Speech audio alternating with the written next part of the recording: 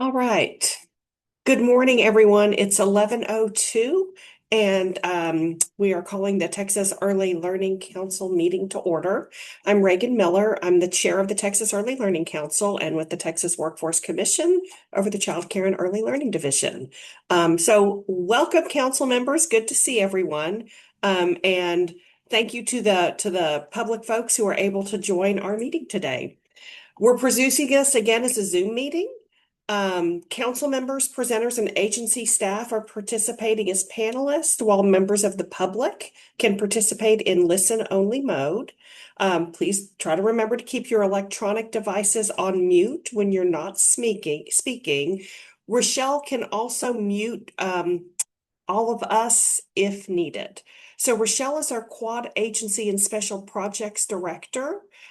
So I think we have Brooke King also joining us. Brooke joined us. Brooke, how long have you been with us now? I can't even remember. 11 weeks. Okay, not very long. So we have Brooke joining us as well. Um, let's see. We have a full agenda. So members try to remember to try to keep to the timeline. Hopefully we'll be able to get through all of the items on our agenda. I know last time we ran out of time. So let's see how much we can get accomplished at this meeting. Remember to state your name before you speak. And a reminder that the opportunity to submit written public comment closed at 5 p.m. yesterday, but members of the public can still request to provide oral public comment today by emailing Brooke. And I think we are going to drop instructions on how to do that into the chat. Wonderful. Okay. So the agenda for today, as I said, we have a fairly full agenda. Um, do we have an agenda slide? So we have our call to, there we go, our call to order meeting minute approval. We're going to consider updating our operating procedures, public comment, family voice highlights, strategic plan updates. We have a presentation from Texans Care for Children. That's the one that we ran out of time to do last meeting. Then we'll have some updates from members as well as early childhood events. All right, so let's go to the approval of our meeting minutes. So all of the members, you received your April 2026 meeting minutes in your packet. Did anybody have any edits or changes to those draft meeting minutes? All right. Do we have a motion to approve the April 2026 meeting minutes? Approved. So Maricela Nava has made a motion, and do we have a second? This is Shruti Mendez. I will motion for a second. Thank you, Shruti. All right. So I assume there is no discussion. If there is, let me know. And if not, we are going to ask Rochelle to conduct a roll call vote. Rochelle, I'll turn it over to you. Yes. Okay. So Shruti Iris Mendez, for or against? For. Okay. Weldon Beard, for Present. or no? We're doing. Yeah, that's okay. That's okay. So yes, for, against, or abstain. Sorry. For. April Crawford, For. Alfarma Giles, Four. Emily Groomer, For. Becky Huskeeler. I believe she's not here today. Kim Coffrin is also not here. Reagan Miller. For.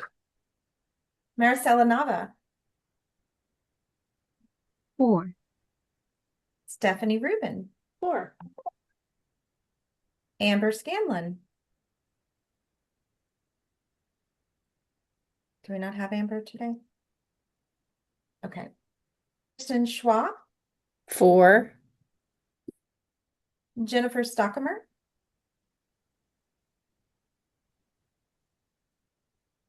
Okay. Megan Young. For.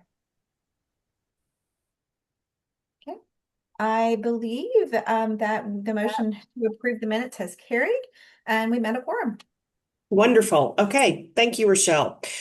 Our next agenda item is a review of some potential updates to the standard operating procedures. So members, all of you received a copy of the proposed updates in track changes in your meeting materials. As the slide says, what we're trying to do is better outline the procedures that we have for virtual public registration. We really need our operating procedures to catch up to what we're currently doing at this point in time. When the procedures were written, it's back when we have in-person meetings, and we just haven't updated them to really reflect the fact that we now meet on Zoom and the opportunity to sign up for public comment looks a little different. So does anybody have any questions, comments, or suggested changes to the updated standard operating procedures? All right. Do we have a motion to approve these updated procedures? Alfirma Giles. I make a motion to approve the Thank procedures. you very much, Alfirma. Do we have a second? This is April Crawford. I'll make a second. Fantastic. Okay, thank you, April. Rochelle, over to you for the vote. All righty, thank you. I'll go back through everybody again. So please let me know whether or not you are for, against, or abstaining from the vote on the standard operating procedures. The Iris Mendez. 4. Weldon Beard. April Crawford. 4. Alfirma Giles. 4. Emily Groomer. 4. Reagan Miller. 4. Maricela Nava. 4. Stephanie Rubin. 4. Kirsten Schwab. 4. Jennifer Stockamer. Oh wait, we've decided she's not here. Okay, sorry. Megan Young. 4. Okay. Once again, I think we have a sufficient vote and it has carried. All Hey, right. Rochelle, this is Amber Scanlon. Sorry, I just didn't hear my name. Oh, did I skip? Sorry. That's okay. I'm a 4. Thank you. Thank you, Amber. All right, so the standard operating procedure updates have passed. Thank you very much, members. And that takes us to our public comment. At this time, we didn't have any written public comment. Brooke, do we have anyone who has requested to speak? We do not. Oh, we just got one. We just got one. Hold on. Let me see if I can find them in the participant panel. Just a second.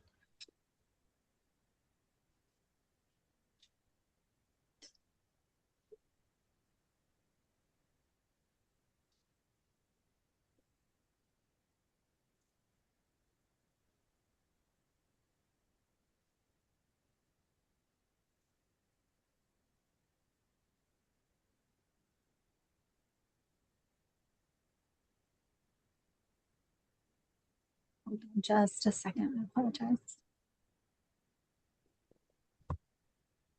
Miss Knight, are you with us? I am. Can you all hear me? Perfect. Yes. Awesome. Well, thank you and good morning. And I thank you for the opportunity to speak with you today. My name is Jaira Knight, and I serve as the Director of Professional Development at First 3 Years, the Texas Association for Infant Mental Health. Every day across Texas, professionals in childcare, early intervention, home visiting, child welfare, healthcare, and mental health are asked to support our youngest children through increasingly complex challenges. They are expected to recognize developmental concerns, respond to trauma, strengthen parent-child relationships, and promote healthy development, all while navigating caseloads and workforce shortages. The question is not whether these professionals care deeply. They do. The question is whether we are consistently equipping them with specialized knowledge, reflective skills, and ongoing support that they need to do this work well and to stay in the field. That is exactly why the infant mental health endorsement exists. Endorsement is not another credential. It is an internationally recognized workforce development framework that strengthens professional competency through specialized skills, training, reflective practice, work experience, and continuing education. It creates a shared standard of excellence across disciplines while recognizing the unique role of each individual. The impact extends beyond individual professionals. When providers feel more confident and supported, they are more likely to remain in the workforce. When organizations invest in reflective, relationship-based practice, they experience stronger teams and reduce burnout. And when families receive services from professionals who understand the science of early relationships and brain development, children have a greater opportunity to thrive. This is how we build a sustainable early childhood workforce, not only by recruiting professionals, but by investing in their growth and their long-term success. As the Texas Association for Infant Mental Health, First 3 Years is proud to be the only organization in our state to offer the infant mental health endorsement. We have seen professionals across sectors transform their practice, strengthen collaboration, and deepen their ability to support families during the earliest and most critical years of life.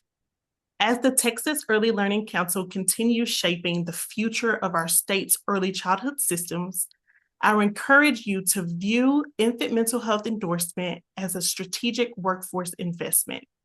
It provides common language, establishes a standard of quality, and builds the impact of professionals who serve Texas families every day.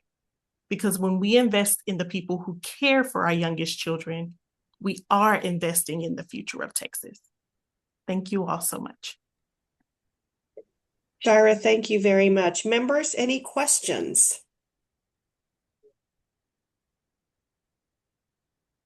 Thanks. I really appreciate you providing us with some information on this today. It's always nice to hear from the public.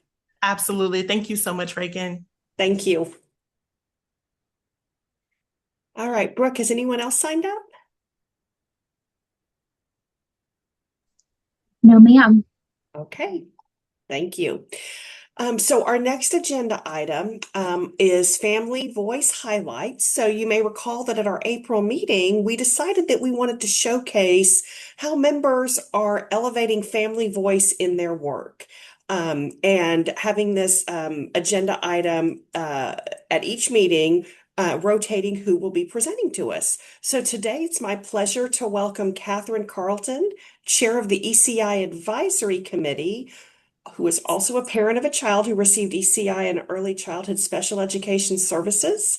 Catherine, thanks for being with us. Welcome to the meeting, and the floor is yours. Thank you. Thank you for the invite. I am always happy to come talk about ECI and my ECI baby. So thank you to the ECI team. I see Megan on there and Gabby and Lindy for suggesting me. So I'm pleased to be here as a representative of the ECI Advisory Committee, but also as Scotty's mom. So I'm happy to give my comment however you like. I could talk about this forever and ever, but I know you have a full agenda. So I think there's some slides to introduce my family. That's where I can start. That, as is the case for many, many people, you have a plan and then life happens. So my short story, my husband and I met day one of college, like move-in day, and dated all 4 years, minus a small break for any Friends fans out there, and moved all over the country as aspiring journalists. And my mom would say, finally, after we got married and waited several years, was ready for that first kiddo. And I had it all planned out. And I was working for an electricity company where I helped people pay their electric bill and get food from the food bank. So I was giving out brochures to help people. That's how I consoled myself with not having a journalism job like I'd planned, is I was helping people. Well, I had a normal pregnancy and a normal delivery. whatever normal means for any moms out there. And at about a month, we started realizing that my sweet boy Scotty was doing his thing, and we didn't know what it was, but pulled out our old reporter notebooks and tracked it. And as it turns out, over that next 8 weeks, we were really talking to doctors of something's not quite right, that mommy gut in your stomach telling you something wasn't quite right, to eventually, I think, wearing down somebody to get us an appointment, and a neurologist saying, those are seizures, you need to go to the hospital. So he was having 40 to 50 seizures a day. And we just, a little bitty 10-pound baby having seizures doesn't always look like a seizure. That always sounds funny now to be like, what were we thinking? That was a seizure. And we ended up at the local children's hospital, and they confirmed that he had a brain malformation. Spontaneously in womb. It's called lissencephaly. For any Latin people out there, that means smooth brain. So his brain doesn't have the grooves and ridges that ours do.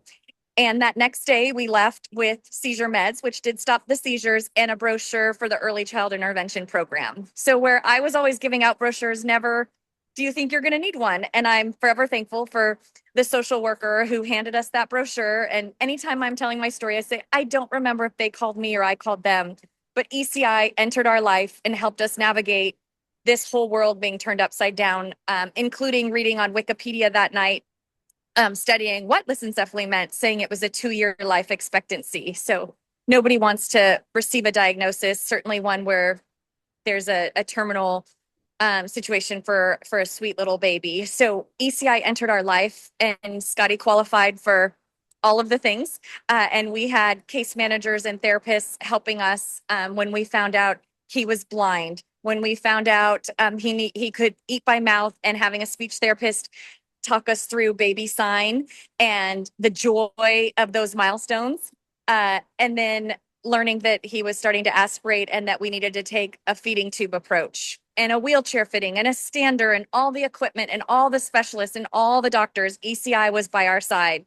So you can imagine the celebration when we surpassed that 2-year life expectancy, and getting to the 3rd birthday when, oh my gosh, my ECI team is going to abandon me. Those are not the words, the funding ends at age 3. What are we going to do? And they were with me through the transition to start talking about it when I covered my ears and said, I don't want to talk about it at 2.5, to then at gearing up to 3 and transferring him to the local ISD and the PPCD program, the preschool program for children with disabilities.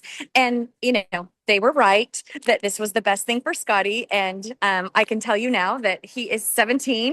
And I don't know what year he is, but he is in high school. And here's some other photos of him. Yes, he has an amazing classroom that he's in with people that care and provide those services that ECI did with music therapy and that. So ECI was right. This is the transition. There was nothing special on his 3rd birthday about what he needed. In fact, he probably needed more care, but they helped connect us to the local IDD authority, to the waiver wait lists, interest lists, and to the ISD, so that our transition was as smooth as could be. We continue to have transitions. That's a scary word when it was from PPCD to elementary school to middle school to high school. And now we're looking at what people perceive as, or have described as, the cliff of adult service, children's services to adult services. So transition, I know they'd asked me to talk about that, is a word that has often turned out to be our new normal. That's language we use. There's changes in funding, changes in programs, changes in diagnoses, changing in equipment, changing in medication, new specialists, new procedures. We always talk about our new normal. But ECI and the programs that you all represent for early childhood represent the support that we needed, so that I can advocate for Scotty, so I can help navigate what he needs, so I can tell stories. I was fortunate enough after ECI to come across an event for families like mine and connect with other moms. My husband had heard one of them speak and said, you need to go talk to her. She knows her stuff. I'm not sure he said stuff, but you need to go talk to her. And it ended up leading to moving careers to come work for the local IDD authority, local mental health authority, and ECI. So I wear both hats many times, family first, of course, as Scotty's mom, but also being able to work in this system with people like you all who help families like mine. So I appreciate you all listening, including Family Voice, hearing stories to remember the hard work that we do. It makes a difference. You'll see that Scotty has a long list. We call it Team Scott. We are always adding members to Team Scott, whether it be specialists or therapists or teachers or friends or neighbors or coworkers or just advocates that know Scott. So we use that and we actually have a cup every year to recognize Team Scott. And I will even say that I would not have had my other children if it weren't for the supports that we had through ECI. That Scotty has a younger brother and a younger sister who I hope become wonderful humans that work in this field as well, or advocate like you all do for people that we serve. So I'm going to pause there and see if there's anything you wanted me to talk about. I could go on and on. You'll see in the top left, he might be the one person that's happy for this weather in Texas, because if there's a pool, Scotty wants to go in it. He has his biggest smiles in the pool, I'm sure, because he's not strapped down and he can just kick around. He either kicks around and sings or falls asleep.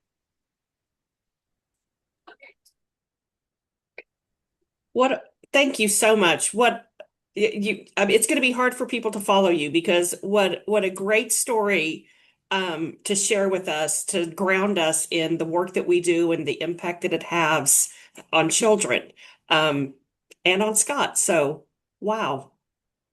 Megan, obviously ECI is making an enormous impact in the lives of many children. And so thank you for helping us hear from Catherine today about how it's impacted her family over the years. Yeah. Thank you, Catherine. I always love to see your photos of Scotty and hear how he's doing in high school.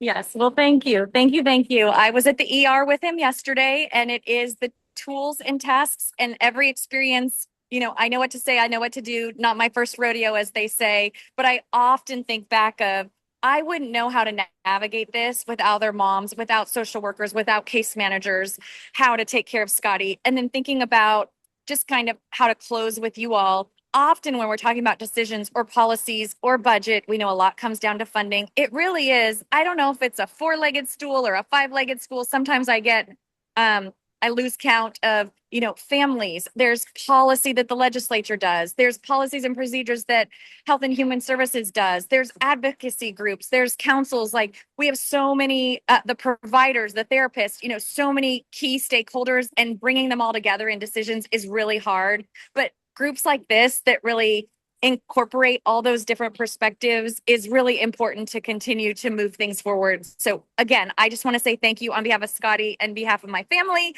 and the work that you all do and the work that our agencies all do together to help our most vulnerable. So thank you so, so much. I really welcome the opportunity to talk with you all.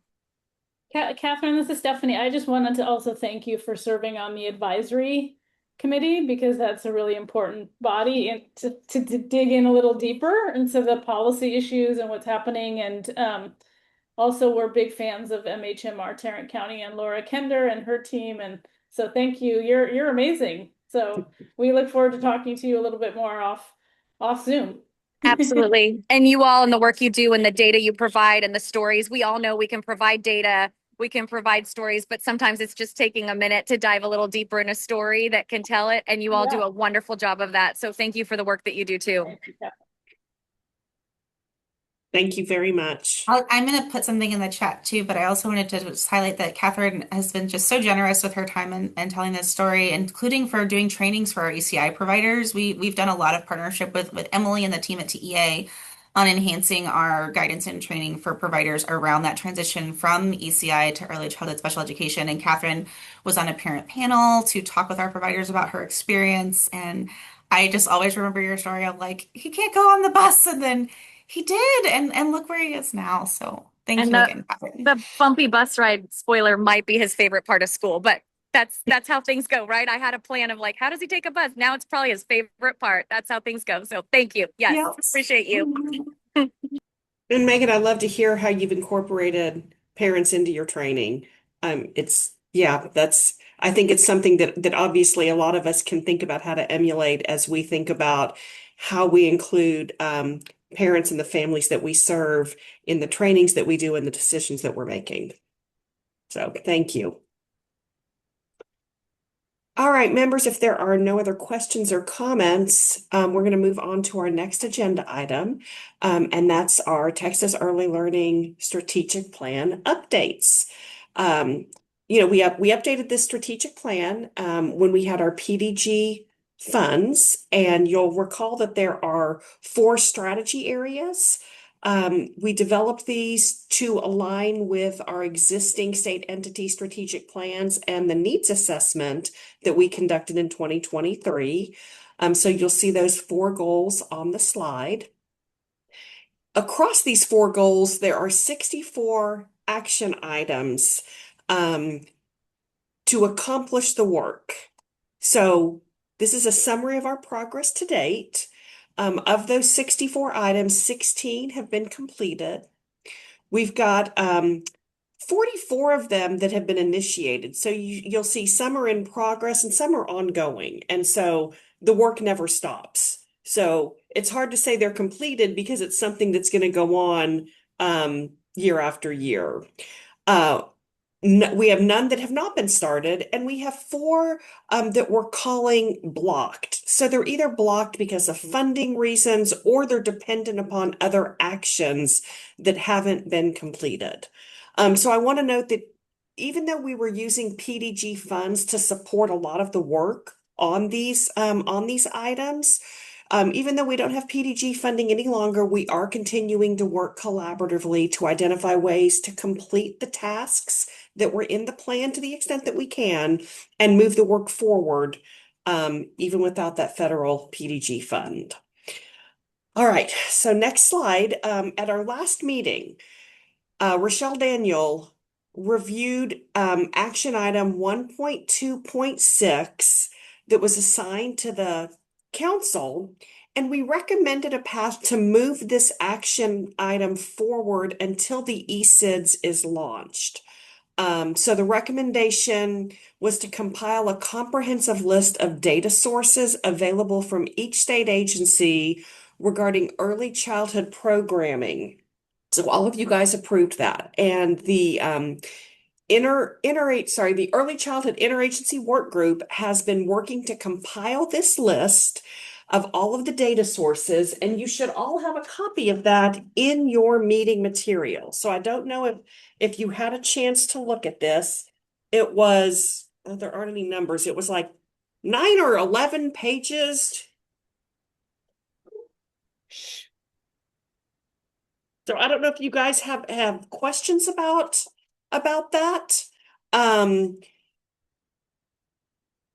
I don't know if you guys had an opportunity to look at it, because we'd like to get any of your input prior to publishing this on our website. And I will say, I found this really useful because oftentimes we're looking for data and we're not exactly sure where to turn. We know the data has to be out there. This compiles all of these different data sources into one document that anybody in the public will be able to see. So I just thought it was a great way to have a centralized resource so folks are aware of all of the different data sets that are out there. This is a document that we are always able to update as needed. So don't consider this a one and done. If you have other data sources that you think we need to list, we can always update those. So questions or comments on the data that we have in this document?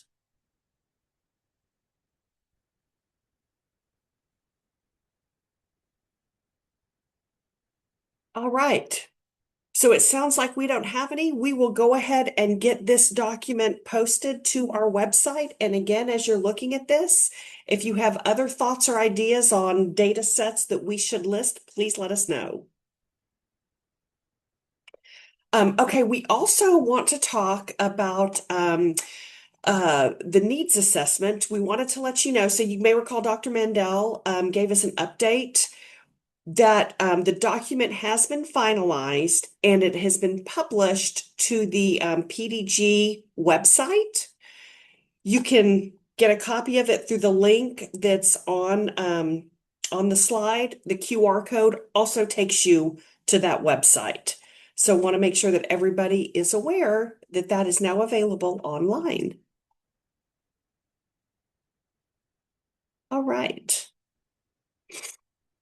So our next agenda item. This is the one that we ran out of. Stephanie, did you have a question? Yeah. So I just Yes. want to ask you a quick question about PDG, and maybe this isn't the time, but I just wanted to mention, I'll drop in the chat that there is a new PDG notice, I guess. The application is not available yet. And so since we didn't hit all of our goals, and there are a lot of other or additional opportunities and challenges, I wanted to just mention that there will be a new PDG opportunity for Texas. We have a little time because I don't think the application gets posted till September. The last one was a little bit rushed. So, and I think the maximum award is 15 million. So I think it's a opportunity I hope the agencies and the governor's office will consider. And I know that we and many others would be happy to help out with an application if there's interest, or, background information or whatever is helpful. Yeah, thanks for sharing that. I know that Brooke we were just discussing this earlier this morning. We're making sure that all of the state agencies have seen this. One of the challenges and some feedback that we have provided to the Administration for Children and Families, the U.S. Health and Human Services, is that they have structured this as a one-year grant, and one-year grants are incredibly challenging to implement because once you get the award, you only have a year to spend the money. And if you have to do procurement and you have to put funds into contract, all of those processes are very, very lengthy. So we are hoping that the feds hear from states, because it's not just Texas that provided this feedback. Other states face exactly the same challenges. So hopefully, as they look forward, we'll start to see maybe some changes in the funding availability parameters, but it certainly is something that it doesn't provide states with the needed flexibility that we think would be important in administering this type of federal grant. That makes sense. Yeah. I mean, the money will go out. So some states will get it. Some states will figure out some projects that are doable. So I hope we can at least focus and consider a few where extra funding would be helpful. So Yeah. I appreciate that. And from your mouth to the ears of philanthropy in Texas on our behalf, one-year grants are challenging. So Thanks for flagging that, Stephanie. Sure. All right. Okay, so our next agenda item, this is the item that we ran out of time at our last meeting. So Kim Coffran wasn't able to be at today's meeting, so Lynn Lucas is joining us to provide an update on the child care desert data that Children at Risk has developed. So Lynn, I'll turn it over to you. Thank you, Reagan. Yep, I'm pinch hitting for Kim today. Not a better person to pinch hit for, and I learned so much from her. So I think she's in a plane right now on her way to Nashville for a well-deserved PTO day. And it's not like she's missing anything that's happening out in the world today. So she's not really getting a full PTO time. So that's what we do, right? That's what we do. So speaking of what we do, there's a lot of things that we're up to here at Children at Risk, including doing some of the advocacy education work that we all partner together in doing. And as a part of that, we do some data gathering along with thanks to some of our partners, including over at TWC, and gather information to be able to analyze at the statewide level, but we also meet with local workforce board areas. You may be familiar with the fact that we do 12 in-person Texas tour visits every year, and then in the fall, and then we also do 12 every spring, and we have a statewide version also. We publish these in a report called Paving the Way to Quality. I'll get that link in the chat for you in just a moment. It focuses on a lot of things, including some of the child care desert data and also some other things that are a little bit more geared toward quality. So we'll make sure that you have that. But today today we get to focus on childcare deserts and childcare desert data. We've done this, we've gathered this information for the past many years, and there are a few things that are really important to mention, particularly how do we go about measuring things? Because as you all know, there are many different ways to measure things. If you just look up childcare desert data on your Google, you're going to find a lot of different ways of going about kind of looking at what that looks like. So it's really important that all of us as advocates are able, and those of us who are trying to learn more and more about things, that we also look at what is the context and how are we measuring this and what exactly is it that we're looking at. And so if we can go ahead and go to the next slide, this just lets you know that, you can, in the next slide, there we are. This just lets you know that we are looking at childcare deserts in several different categories. In each category, there is a similarity. The similarity is that we're looking at zip code areas across the state of Texas in which there are at least 30 children between the ages of 0 and 5 who live in that zip code area. So that automatically lets you know that other deserts that are looking at children that are older than 5, or those numbers are going to be different. We're looking at the zip code areas that have at least 30 children in them. And there's some kind of detailing differences between the zip code tabulation area and zip codes in themselves. That has to do with something way above my pay grade, but I'm happy to share that information with you. So sometimes there are very slight differences. That just has to do with the kinds of information that it's allowable to publish when it comes to exactly where people live in terms of their zip code area. So it's pretty close. It's common way to look at zip code spaces. And so we're going to look at childcare deserts in three different ways. A childcare desert for all the children that are in Texas, we're looking at least 30 between the ages of 0 and 5, where there are low-income working families. And so these are families who we know they're working because of the census. We have an idea of what their income level is. And so we're making an estimate based on the number of children then that would qualify for subsidy. And we're looking at the number of childcare programs in that community, and we're based on their licensed capacity level.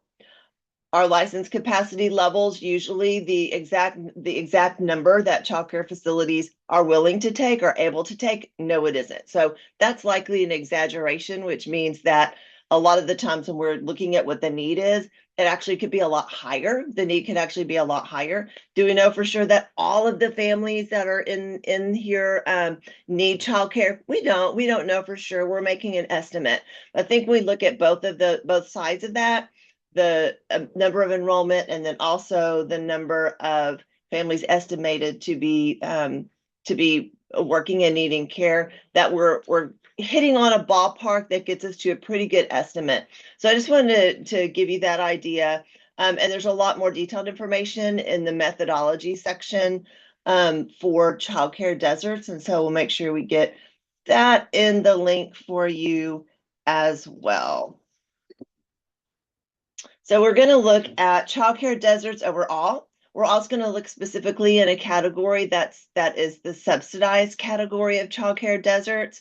Then we're going to look at quality in terms of Texas Rising Star. Do remember, Texas Rising Star is only applicable for programs that receive childcare subsidies. And so it's a portion of our overall population. And then for the first time this year, we're looking at chronic childcare deserts. What is a chronic childcare desert? That is a good question. We reached out to some of our friends to find out what kind of definitions exist out there in the world. And we landed on childcare deserts for us means that that in any one of these categories, that a local workforce board area or a zip code area or a school district area, or however you choose to look at this on our website, that it's been a chronic situation for at least 3 years. we did factor in for the COVID years and all that good stuff. So we're limiting that to kind of the most recent 3 years, and we'll continue to do that as we move forward. Next slide, please. So here we'll have the opportunity to look at deserts overall. So here we can see that our licensed child care capacity for the state increased from the year before, just over about 3,900 seats. We saw overall child care deserts increase by 7 zip codes statewide. You can read more about the analysis of this particular data in some of the links that I just put down there, because it's pretty interesting to look at some of that detail. Point that I want to make today is that we see there's an increased number of seats, and as we would expect, there's fewer number of overall zip codes that are deserts. Next slide, please.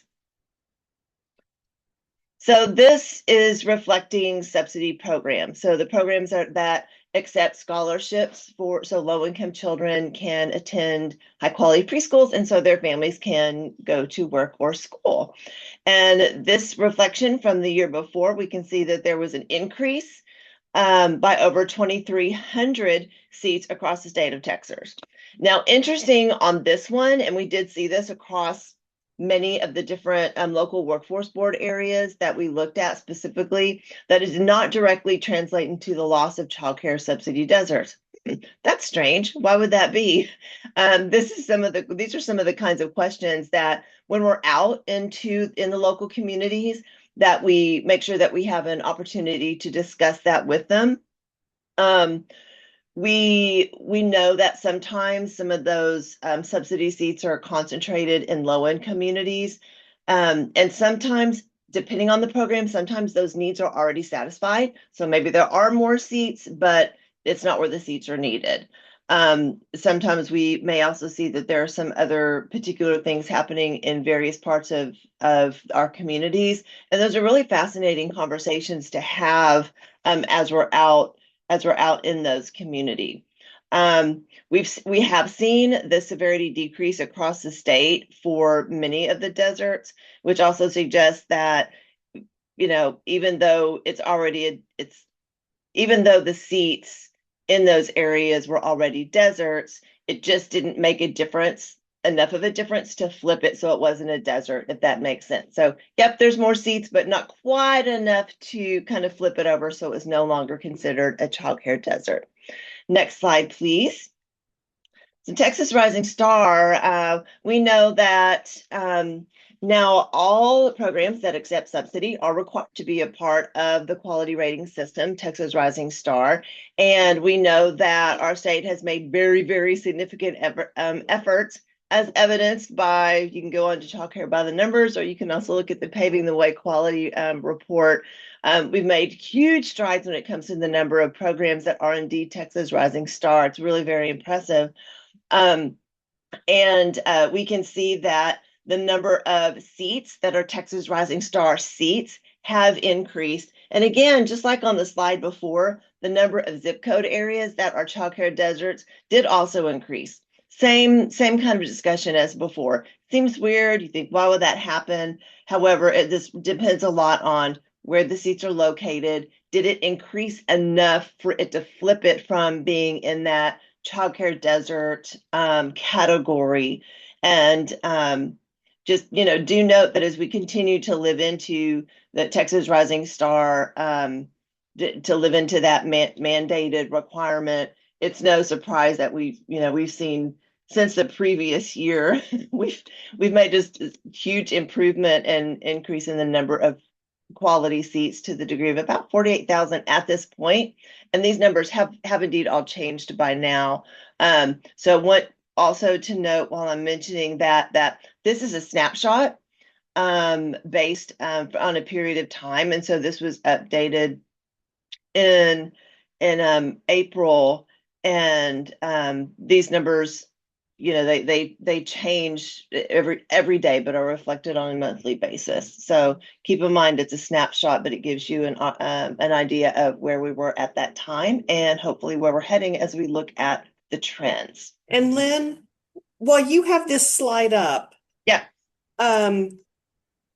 When you're referring to seats, you're referring to the kids that are served in the subsidy program, not to the seats that are available to private pay in quality rated programs. Yeah, great question. Great, excellent question and really important comment. So when you do go on to Childcare by the Numbers, there's a lot of different ways to look at what's available. One way is to look at the complete capacity that is there, and another way is to look at that daily average. And so do note that this reflects the daily average. Okay, so it doesn't, and so those are two different ways of looking at what this is. And I also want to point out again that in the link where it has some of the methodology, kind of gives a little bit more information about how our team comes up with those numbers and exactly what they all mean. Thank you, Reagan, for that question. Yeah. And I'll just point out that the numbers change every month. Yeah. But like last month we had, I don't know, like 89% of all of the kids being served through the Child Care Services program were in Texas Rising Star programs. So that's an incredible jump from past years when we were like at 25% of the kids being in quality rated programs. A huge, I mean, almost 90% of the kids now. And if you actually look at the Texas Rising Star programs across the state, so this data shows like 132,000 subsidy children were in a Texas Rising Star program. But if you look at the licensed capacity of like the potential of the number that they could serve, for fiscal year 25, it was 695,000 slots. Now we know that providers aren't going to fill all 695,000 of those slots because people don't usually enroll up to, their maximum capacity. But that's hundreds of thousands of kids who benefit from higher quality care beyond those that are served through the Child Care Services program. So Texas Rising Star has an exponential impact in providing high quality care to kids in the state. Yes, I love the exponential impact. That part of what you're saying, Reagan. And when we're in communities and we're looking at this kind of a slide and having conversations, and we do talk about where are those seats? Like if there are open seats around, where are they? How come they're not filled? How do we situate that so either the children are able to get to those seats or that we're focusing on other areas where seats are needed? And a lot, it becomes complex. And so one of the reasons that we do visit the individual communities is to help inspire those kinds of questions at the community level that, we might be able to help to gather some of the data and help them navigate those questions. But they're the experts in their communities. They're the ones that can really look at what businesses are coming in and what are their providers doing and what's the relationship with the ISDs and, et cetera, et cetera, et cetera. So but yes, lots of the increase in the percentage of children that are in high quality programs is just increasing. It's increasing every day. And we saw very dramatic increases in that for children who both are part of the subsidy program and all of their peers who are not a part of the subsidy program, but at the same program. Next slide, please. So for the first time, I mentioned that we started looking at chronic childcare deserts. And so this has been really fascinating just because it's the first time that we've looked at the 3-year trend and in terms of what chronic is. These are, by the way, reflected by each community on the data dashboard. If you're not already familiar with the data dashboard, it can get as granular as a zip code area. A lot of people do look at it in terms of school districts. And certainly a very popular way to look at it is in terms of local workforce board area. So I encourage you to hop on there. And if you've hopped on there before, do it again because there's always lots of updated information on there. And the chronic childcare deserts component is really fascinating. We've updated some things on there so you can highlight and choose to dig in on some things that are new from before. We could see that across the state of Texas, there are 263 zip code areas that meet this definition of chronic childcare deserts. And so as we look at those in each of the areas, we realize that there are, again, those additional questions to ask in the community. And that has been really interesting, especially because in some communities, we see that, oh, wow, it's been the same programs, or it's been the same areas year over year over year that have really struggled. And then in other communities, they didn't struggle. You can go in and see, oh, well, and then they did struggle a little bit, but then they weren't struggling anymore. So they never reached that chronic point. And yet there are other communities who really struggled for a while, maybe put in some concerted efforts to make a difference in who and how they were serving, and then the childcare desert numbers decreased. And so again, those local communities are really important, I think, as a first time capture for looking at the trends over a period of time, that it's interesting to look at and important to consider in this way. And so again, there's more detailed information for you to be able to look at there. We did see the patterns were just different in different communities. And so I don't want to get off on a tangent and take more time than I'm allotted here, but I will. We do have that link, and so we'll get that in there for you. Do want to note that the trends, it's not just about having too few providers or too many children. The numbers, it's also important that we look at the overall, while the overall child population has stayed relatively stable, the demand may be rising faster than the supply in terms of what the communities are experiencing in their own growth of low income populations. So overall children staying the same, but the low income populations are increasing in communities. So there might be relatively the same number of programs, and then that makes a shift, or even if they're growing a little bit, they're not quite able to get past that over the threshold of being a childcare desert. So they're just kind of stuck there while that happens. Next slide, please. This just gives you a little look at a trend line over time, so you can see what it looks like for the last 5 years. And again, to the point that we were just making, there's been some decreases in the overall number of childcare seats for everybody, but for overall children, and then an increase for Texas Rising Star and subsidy childcare. So it's great. Number of the deserts are decreasing. Sorry. Can I ask you a question? When you say the number of childcare seats, are you talking about like license capacity, or are you only talking about subsidy seats? Because some of your slides, seats referred to subsidy, but so I wasn't sure if this was an analysis of the total licensed capacity. So that's another great question. So the red line is all childcare, all of childcare, subsidy or not subsidy. And so which is a really important distinction, because you can see that top one has to do with all of childcare.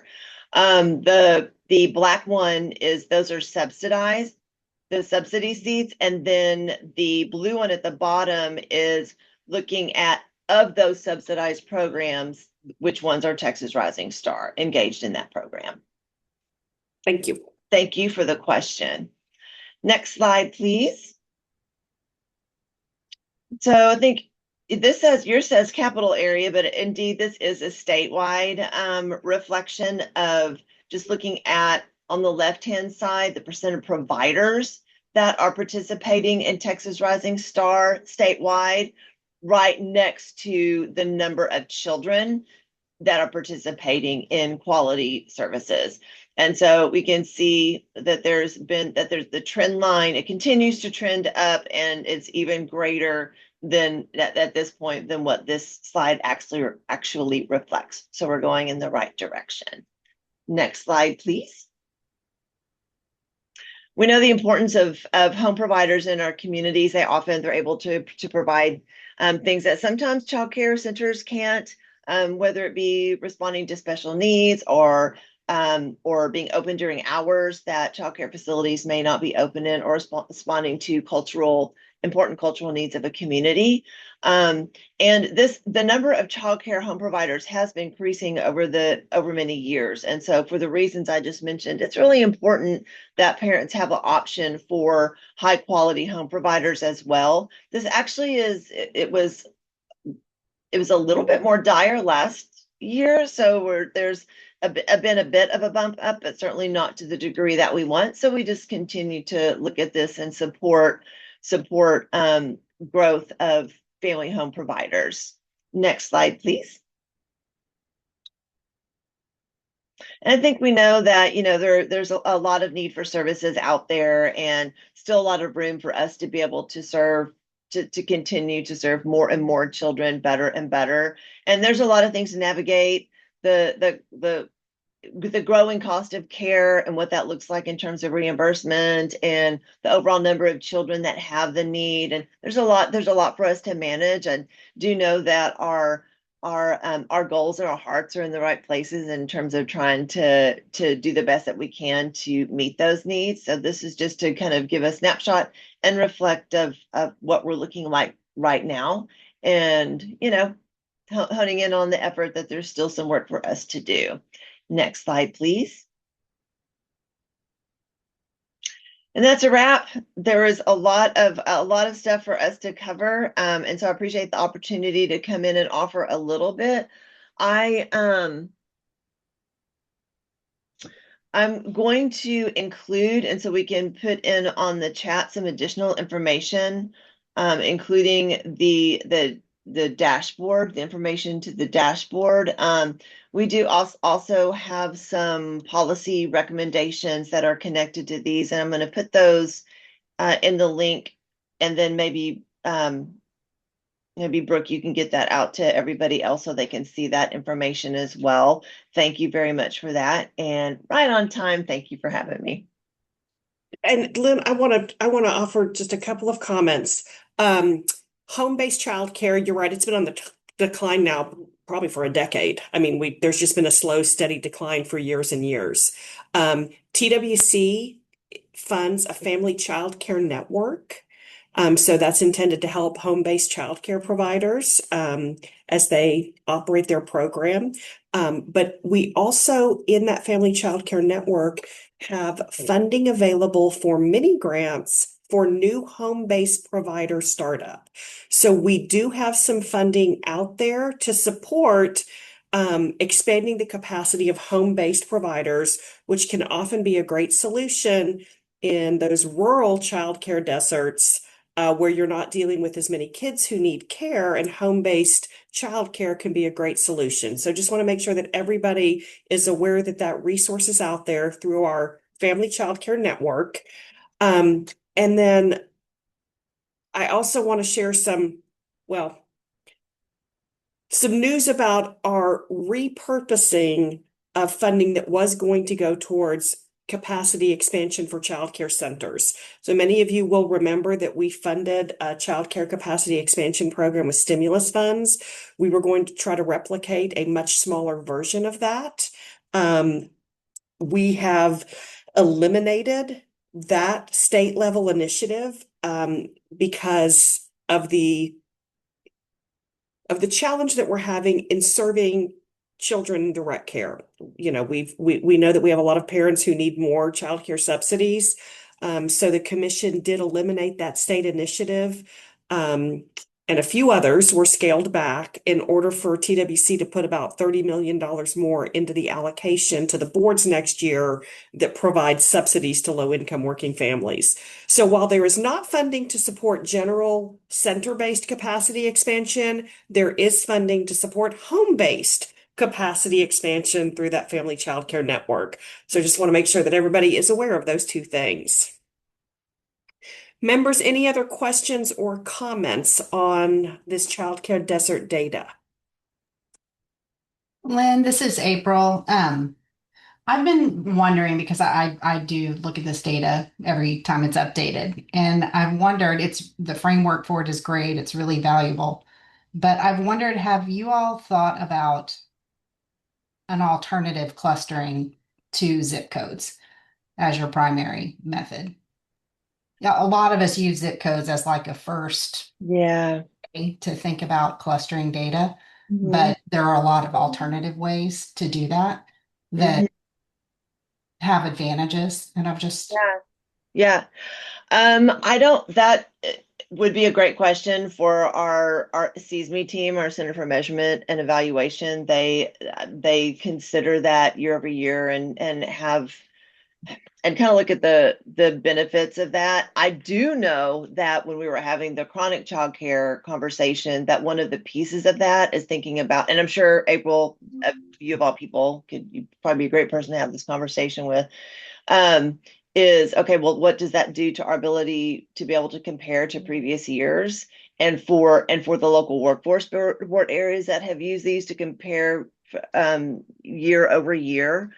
But I do think it's a worthwhile conversation to have, and one that our team considers from particularly this past year. yeah, I would, if you're interested, I'd be happy to share some methodology resources, just some things that kind of lay out alternative ways to think about the clusters. Yeah, would love that. Always open to that. Thanks, April.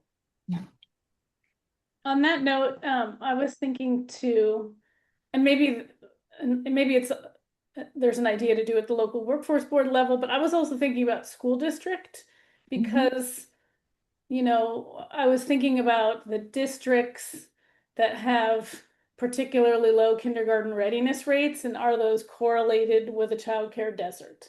Like, is it part of the reason that children are, you know, struggling to be ready and to catch up, maybe because of a lack of quality childcare options in their community? So I don't know if there wouldn't be a causal link, but it could be one of many besides poverty and other things that might be an interesting look.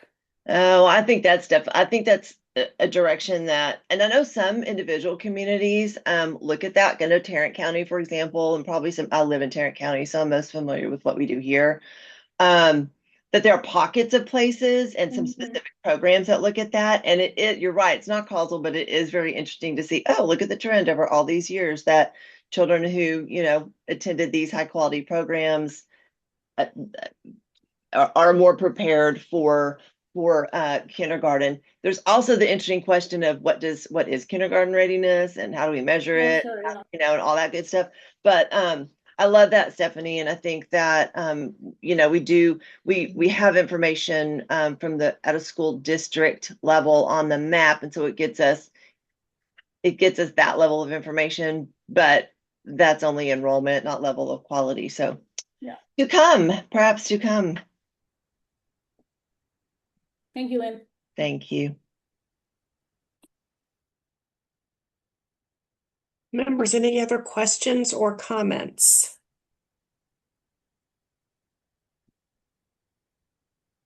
All right. Lynn, thank you. Okay, we are going to move on to our next agenda item, and that is updates from our Texas Early Learning Council members. If we can go to the next slide and the slide after that. All right, so the first update is from me. So this is just a sunset update.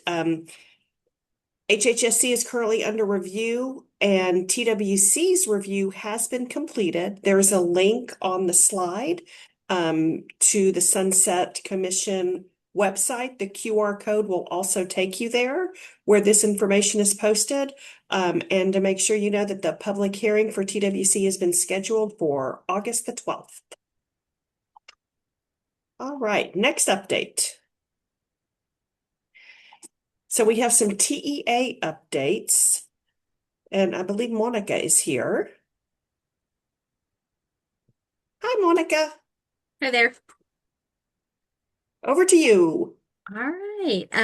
On the next slide, just a couple of updates related to the Task Force on Governance of Early Childhood Education and Care. I wish they had come up with a shorter name for that. Wanted to make sure that everyone was aware of the upcoming meeting dates. So the next meeting will be August 26th. And that will be followed by a meeting on September 30th.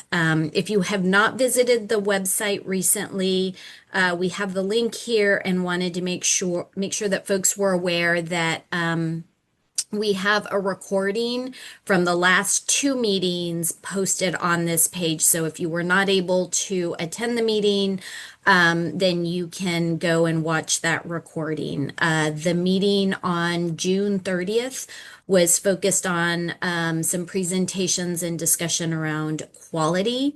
And then the meeting on July 17th, the most recent meeting, was focused on funding. We will continue to record the next couple of meetings, and our goal is to get the recordings up the week immediately following the meeting so that that information is available. Also wanted to note that on this web page, what we have, you have to scroll a little ways now, but at the bottom of the web page, there is a link that says contact the task force.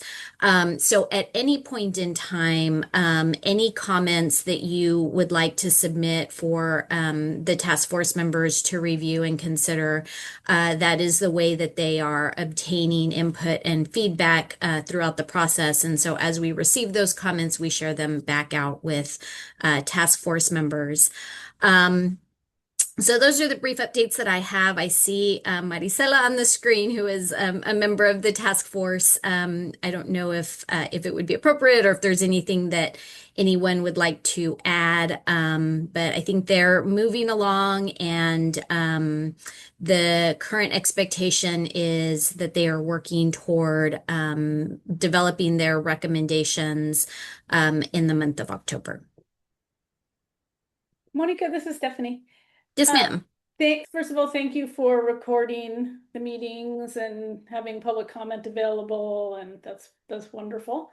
For the first couple of meetings, I know agencies submitted some presentations with data, and I don't know if all of those are on the website, but if there are presentations about programs and data that were from the earlier meetings that could be posted that haven't yet, I think that would be helpful for all of us trying to, just learn a little bit more about enrollment and so forth. Sure. I will go back and double check. So there is a growing list of presentations on the webpage following the meeting information.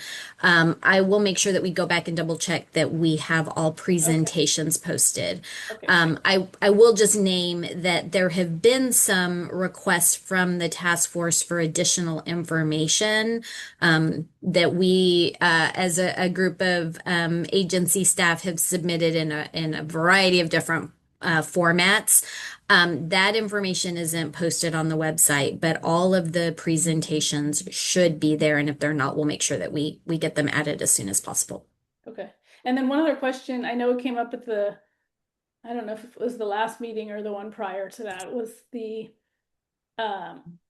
kind of public engagement of draft recommendations. Do you know if there is a process that's been decided upon by task force members as to whether they will put out ideas and seek input on those, or is there just a kind of drafting to final report process in the pipeline?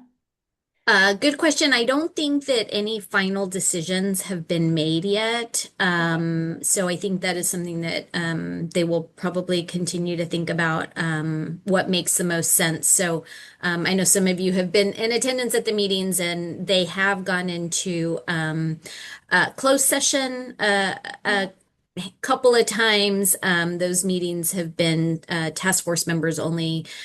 So as state agency staff, we were not in the room and don't necessarily have the insight into any discussions that took place there. But we are doing our best to share any information out that is part of the public meetings that would be relevant and important for everyone who is interested to have that information. So we will continue to do our best to make as much information available as quickly as we can.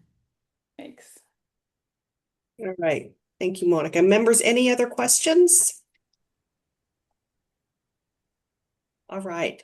So we have one additional update from TEA. Emily, I think you're going to give our next update. Ma'am, thank you.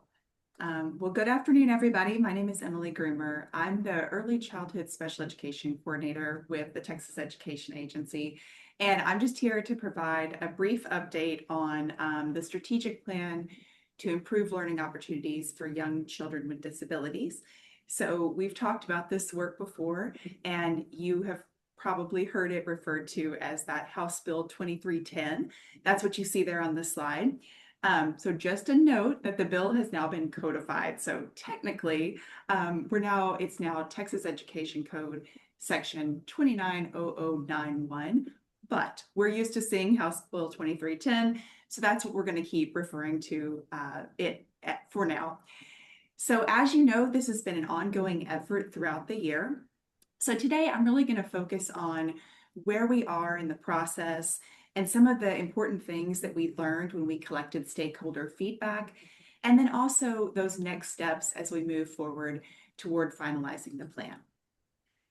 So on the next slide, thank you, Brooke.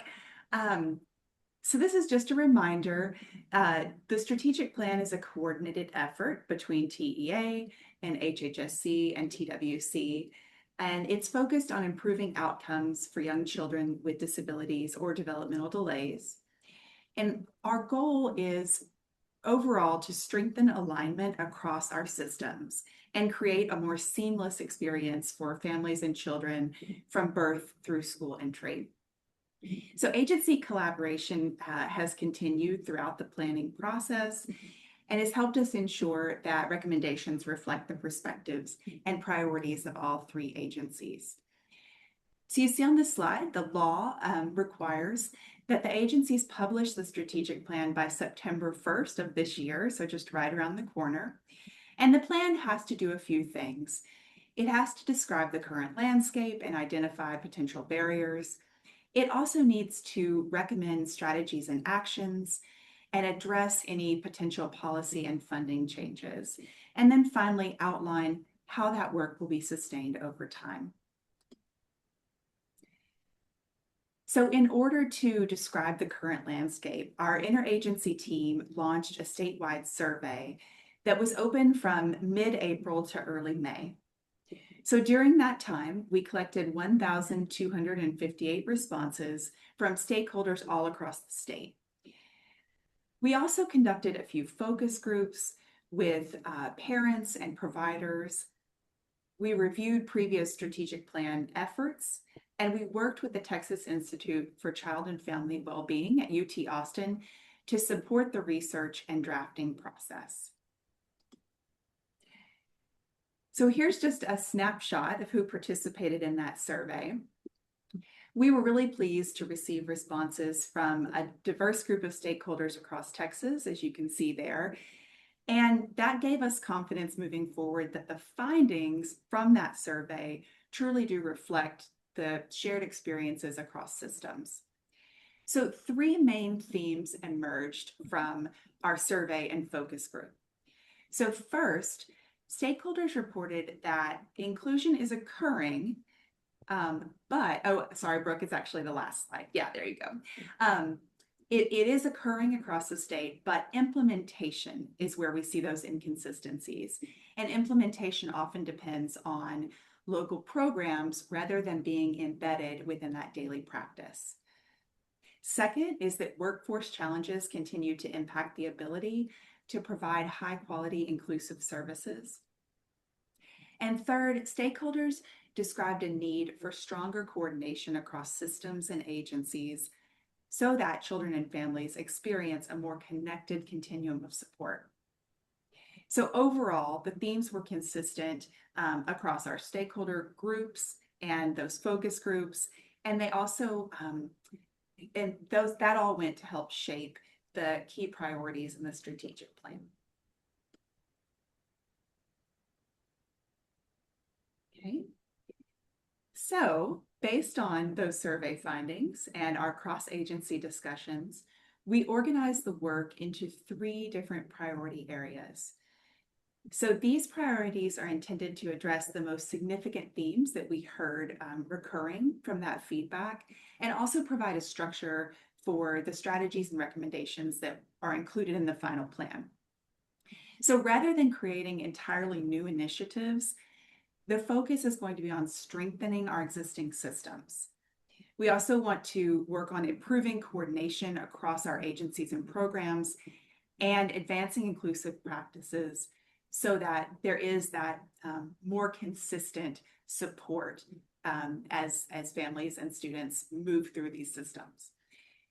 The priority areas will serve as a framework for implementation and the ongoing monitoring once the plan is finalized. So on the next slide, we'll see a little bit. So just a little bit about where we are in the process right now. We're currently in this final stage of the planning process. The draft is currently with agency leadership, and there's a goal of having a signed cover letter by the middle of the month, so no later than August 14th. And then after those signatures are collected, the final draft will be submitted to the governor's office by August 21st, which should allow time for final review and then keep us on schedule to publish the final plan to the TEA website by September 1st. After publication, TEA is going to lead the tracking, monitoring, and communication to support efforts, implementation efforts for the plan. The focus will then shift, of course, from planning and gathering feedback to putting the recommended strategies into action and monitoring progress over time. So on the next slide, there is just a little bit more information about what that communication plan looks like moving forward and how we're going to ensure transparency and accountability, and then also offer opportunity for ongoing stakeholder engagement.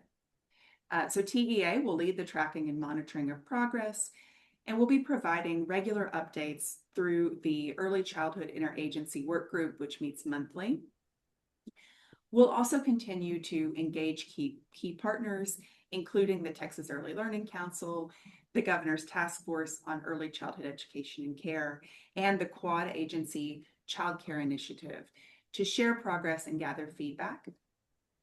And then we'll also be providing those public updates through existing venues on a quarterly basis, including our TELC meetings and the ECI advisory group, so that stakeholders can stay informed as implementation moves forward.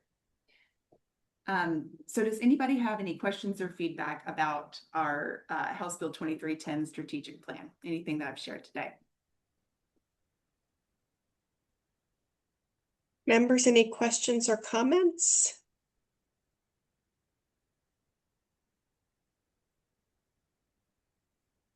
I'll just say thank you. I know that your team is doing a lot of work on this, and along with the other agency partners, and I know we've definitely shared our input and sent out your stakeholder survey information. Just very much appreciate how much input you're seeking from outside. So and I'm sure the recommendations and report are going to be terrific. So looking forward to those.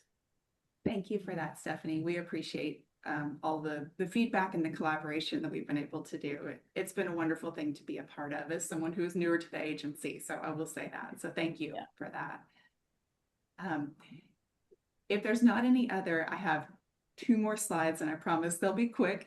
I just want to tell you a little bit about another collaborative effort between TEA and HHSC that we're very excited about. Megan mentioned it earlier.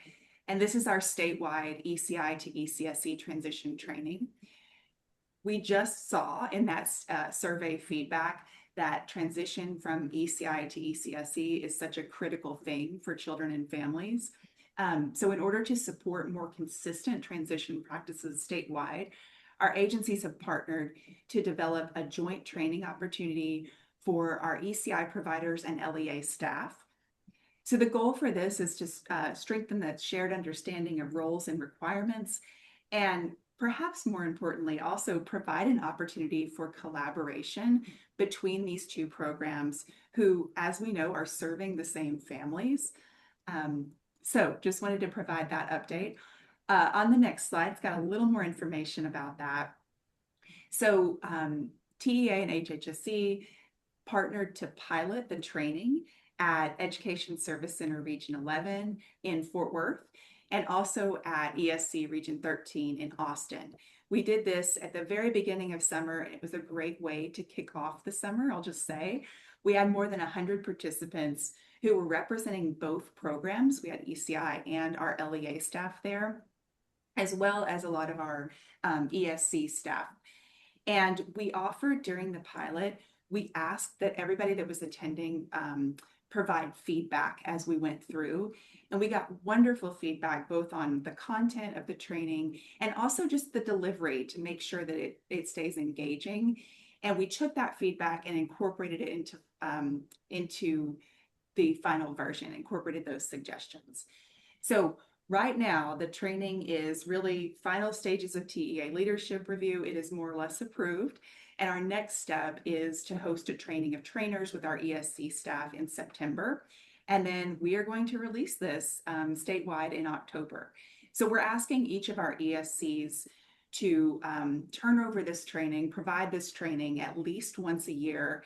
And we're working with them on ways that we can do targeted recruitment of our HHSC ECI partners from the region to make sure that there's representation from both programs. It's a lot more useful when you have both in the room rather than just a room full of LEA staff or a room full of our ECI providers. So we're also developing an asynchronous course, so that will expand our access even further. That has a projected release date of spring of 27. And once that's finalized, that training will be available to anyone that would like to take it, so our ECI providers or our LEA staff, at no cost through the Texas Vet Support website. So if you can tell, we're very excited to continue this work, and we look forward to really seeing the impact of what that shared statewide approach and statewide training to ECI to ECSE transitions can do. So that's all from me. So any questions, I'm here for that, but otherwise I appreciate your time.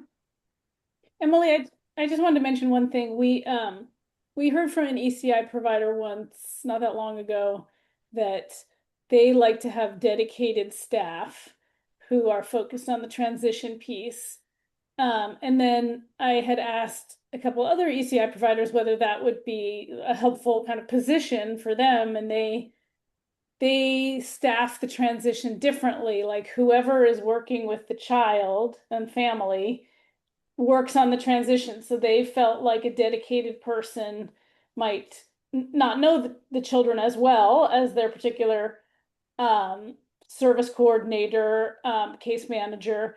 And the challenge is that in some communities, ECI programs may deal with 20 or more, maybe more districts. And so it's very challenging to have those relationships and that transition plan with so many different districts. So I guess that was just one point about, ECI providers might have different goals about who's in charge, who's the person who needs to be the point person. And then the other thing I was wondering is if these are the ESCs that are offering the training, is there an opportunity maybe in phase 2 to include childcare providers who maybe serve a lot of kids with disabilities and could opt in to the training, as opposed to just having it ECI and school district or service center? Those are great questions. So to address the first one, I think that our efforts and what we're going to do to try to get those conversations going and make sure that our ESD staff knows the ECI providers within their regions, knows those directors, and that they start forming that relationship. What we've found is that some of our ESCs do have that relationship already, but not all. And so this is going to be that opportunity for them to start forming those relationships. And my hope is that we see that communication improve so that we can make sure that the right people are in the room. And it might look different, as you pointed out, between regions and even between service areas, but that will be an ongoing thing. And this training will be something that we anticipate will be provided in years to come too. So we will see some growth there, hopefully. The second question has just slipped out of my mind. Oh, it was I'm about so sorry. whether, yeah, in the future, including childcare. Including childcare. Yeah. Gotcha. Okay, Megan, you came off mute? Yeah. Did you want to say something? I was gonna say that I feel free to correct me. That's not something that we had really contemplated just yet, but I think that that might be more on the ECI side of responsibility. But we did get some feedback through the House Bill 2310 engagement that Emily was describing around families wanting some more support with transition when they're not either not eligible for early childhood special education or the family doesn't want to pursue services through the public school. So that's something that we're looking at to think about how we could do that better. And then also back to your first point, we've heard that from some of the ECI providers as well. I know that some of them have like a designated transition service coordinator. And so that's something that we're wanting to look at too. And just as a little sneak peek, you'll see a reference to that in the 2310 strategic plan. Okay, great. Thanks. Yeah. Megan, we had done that training with ECI and childcare providers. Oh gosh, I can't remember when we did that. On inclusive classrooms. Yeah. I know that we've done some, we had We've done done a some lot of before as work well. on providing ECI services in childcare settings and on, how childcare can make tweaks either to the physical environment of the classroom or the routines to make sure that all children are supported and they can have that, classrooms for all abilities. But I think, Stephanie, in this term of like, what does transition look like for those families who are aging out of ECI and either they're not eligible for early childhood special education or the parent wants to not go with early childhood special education for whatever reason? That is something that we're starting to look at now that we have kind of done all this great work on the transition to early childhood special education. I think we're kind of going into more ongoing maintenance on those activities. It then frees us up to look at this. Okay, what about other types of transition to other community resources and how we can support that? Yeah, I was even thinking about families who maybe they're eligible for ECI or maybe they're not, but they do have children with, maybe more moderate disabilities, or they're getting private services. And also in childcare, and sort of to help them with the transition to early childhood special ed, that would be outside of maybe ECI's realm, but would be in terms of ensuring they have a good relationship with the district, and that's as seamless for them as it is for the ECI families. Okay. Thanks for that feedback, Stephanie.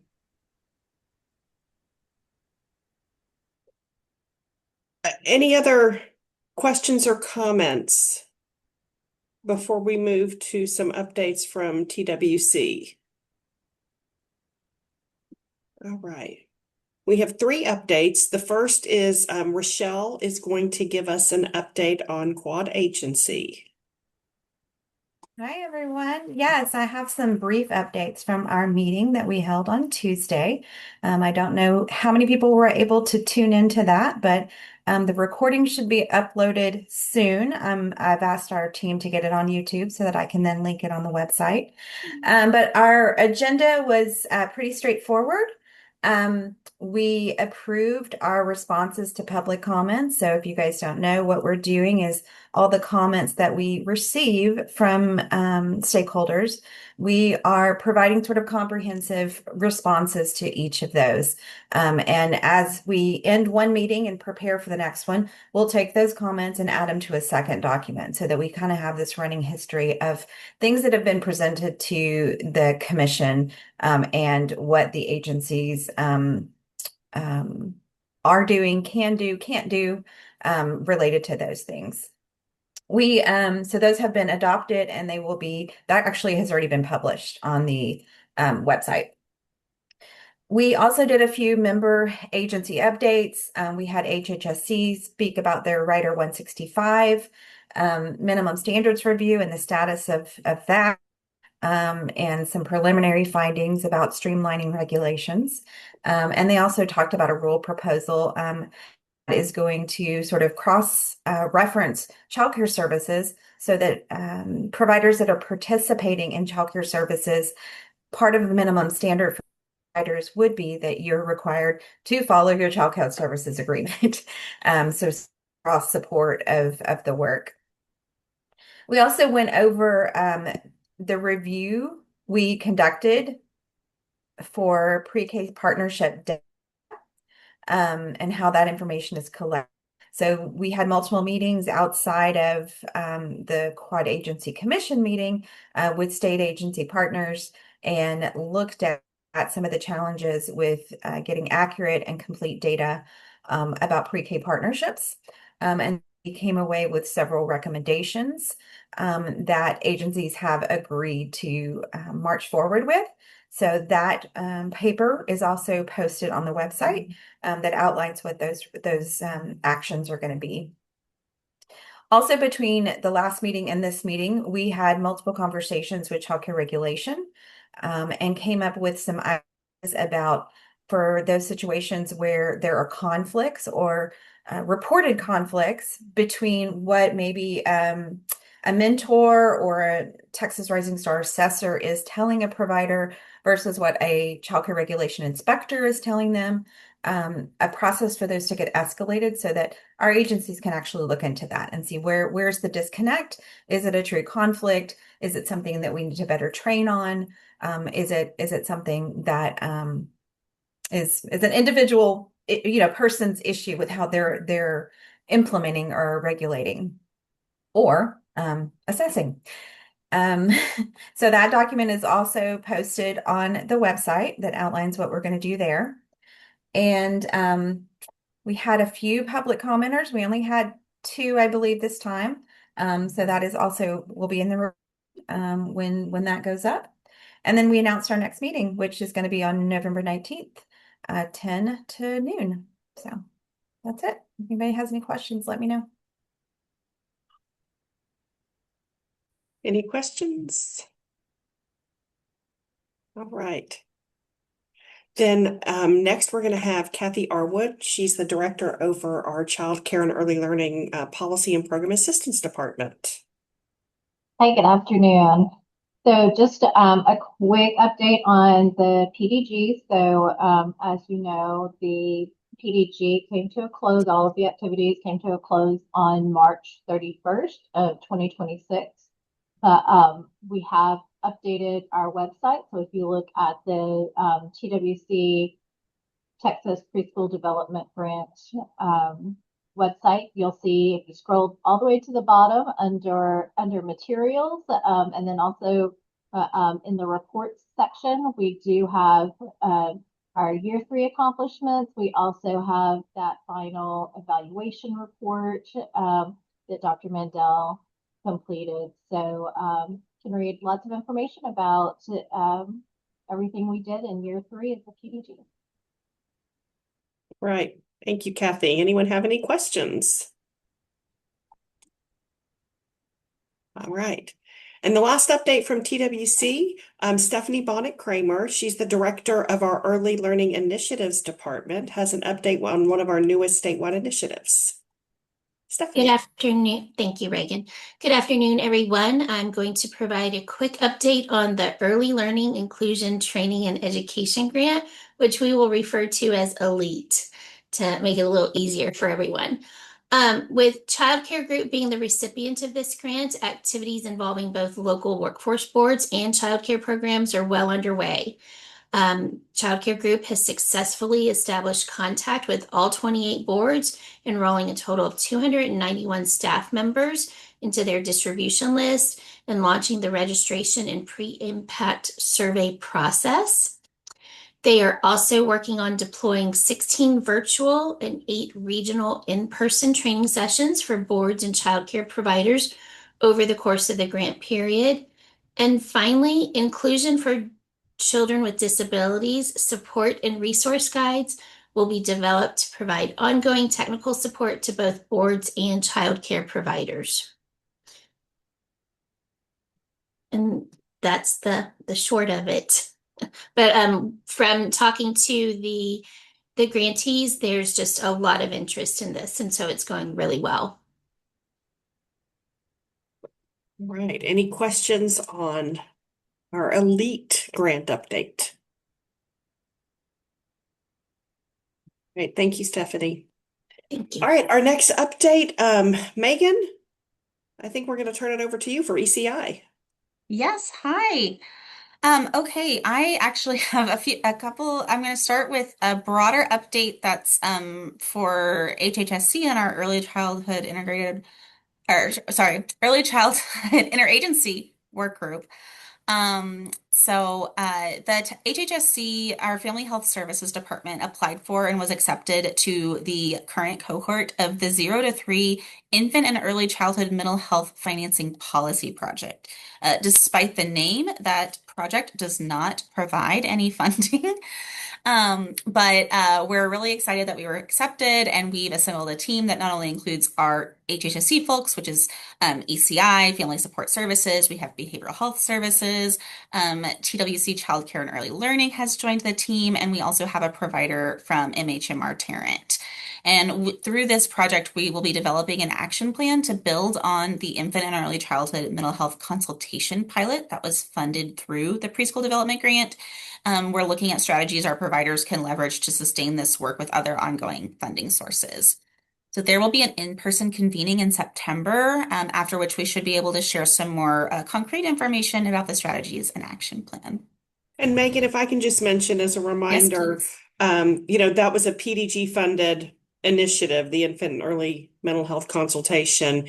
TWC was able to receive some federal CCDF funding to continue these services specific to childcare programs. So we were very fortunate to have that federal grant opportunity. And now this that Megan is discussing is another opportunity to think about, are there other financing strategies that are available?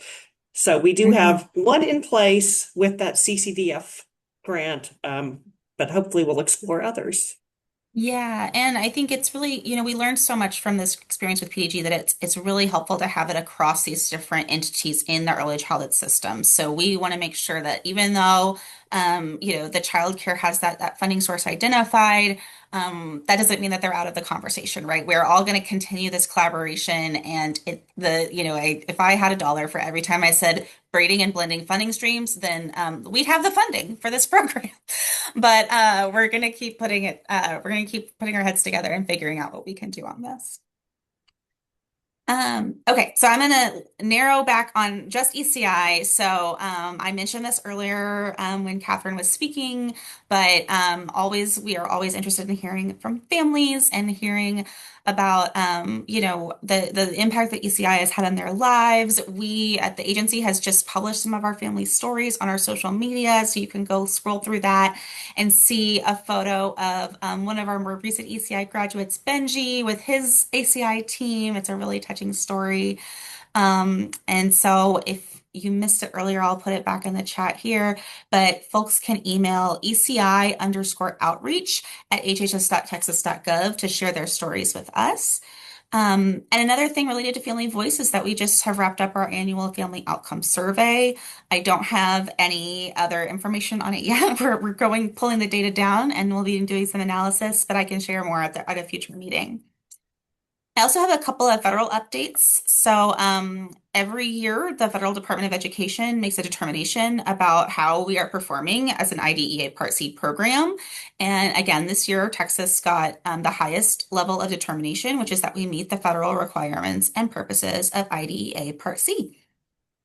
We also received our annual grant award, which did increase a bit this year. In addition to an increase for just our population growth, the Secretary of Education also provided additional one-time IDEA funding across Part B and Part C, so special education and ECI this year. And our ECI portion of that one-time funding was a little over $1.7 million. Also, I just wanted to flag that y'all may have seen some news articles in mid-June about the Federal Department of Education's new partnership with the Federal Department of Health and Human Services. And this is something that I think we all know the federal administration has had in the works for a while, but this is just an initial announcement. Nothing has really been implemented or changed yet, other than Ed and HHS are having a lot of conversations about how that partnership can support IDEA. They've made a lot of assurances to not only to us as the states, but to the public that the goal is to, continue the purpose of IDEA, continue to make sure that children and families have these services that they need, and make sure that the funding continues to flow through states to make that happen. So there's no impact right now to ECI or to HHSC or local ECI operations. And if we'll continue to share information if as it becomes available. And so the other updates I have, as you guys know, one of the ways that children can be determined eligible for ECI services is by having a diagnosis that we've determined is very likely to result in a developmental delay before age 3. So some of the examples include low birth weight, failure to thrive, Down syndrome, cerebral palsy. And we have a website where you can go in and find those diagnoses, but we've gotten a lot of questions and some feedback about it. And while right now a complete overhaul and redesign of that website is not within our grasp, the team came together to put together a tip sheet and a guide for using that qualifying diagnosis search website. So it's got really great information on how to use the search feature, how to read the results once you do a search, so that we can make sure that medical professionals are, and anyone who has that medical information is getting us really good referral information, because if the child has a qualifying diagnosis, it's going to fast track their enrollment. They don't have to go through the full assessment.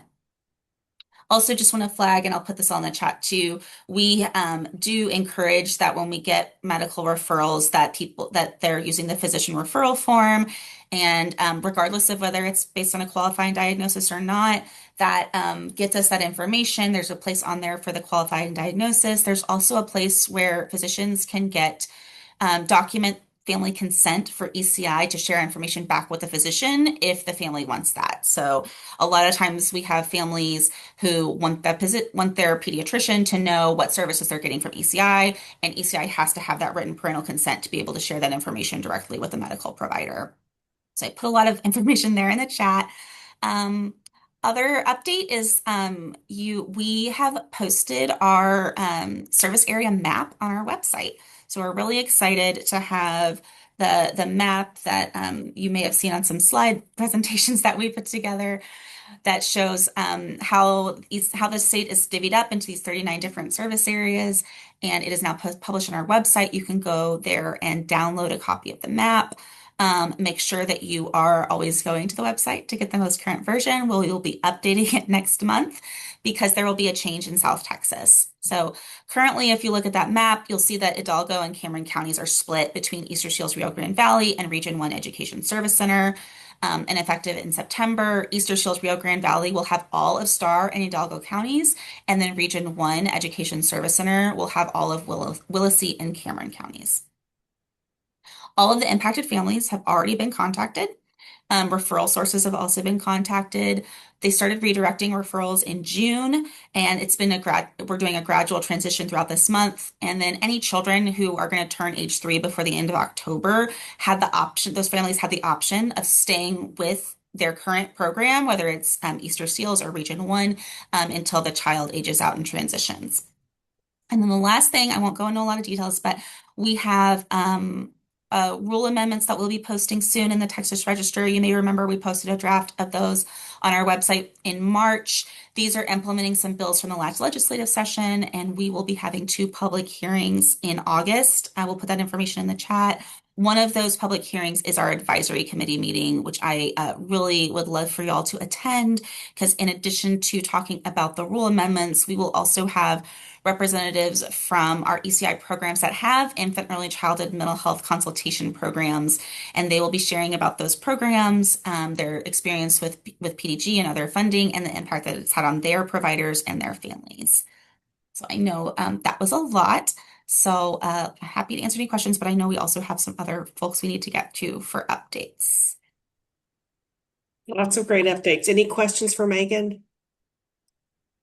Thank you for dropping all of those links into chat. You can talk and drop links. I'm very impressed.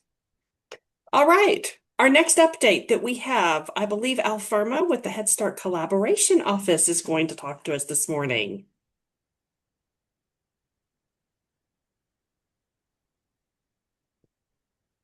Uh-oh. Alferma, we can't hear you.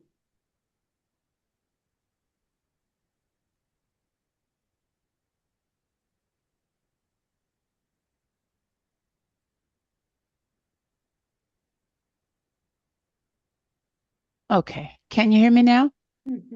Yes. Okay. I don't know what happened there. It just went crazy. I used my little handheld piece, and I don't know what happened. But anyway, I know that we're on information overload, so bear with me, and thank you, Madam Chair. The information that I'm about to share with you came strictly from the Office of Head Start and the National Head Start Association. And on February 25th, I sent a communication to the council members that included an email from Lindsay Hutchison at the Administration for Children and Families, providing updates on the Head Start Collaboration Office grant transition. And just keep in mind, this is an ongoing, continuous process that is changing as we speak and evolving. And then again, on May 15th, I sent an email forwarding a message from the director of the Office of Head Start, Dr. Elizabeth Costco White. And it shared more information on the Office of Head Start revised scope of work and grant awards for the Head Start collaboration offices, which I may just refer to it as the HSCOs. The email included a PowerPoint of the notice of proposed rulemaking for the Head Start program performance standards. And the Office of Head Start has revised the Head Start Collaboration Office scope of work recently, and it's still in the process to empower states to leverage Head Start's infrastructure, driving a unified vision for early childhood education and elevating the collaborative leadership across the country in CLAB offices. Collaboration grants are very essential for strengthening coordination across early childhood, child welfare, and family support systems to ensure that Head Start is represented at the highest level of state governance. So this new scope is intended to address gaps and strengthen the integration of Head Start within state early care and education systems.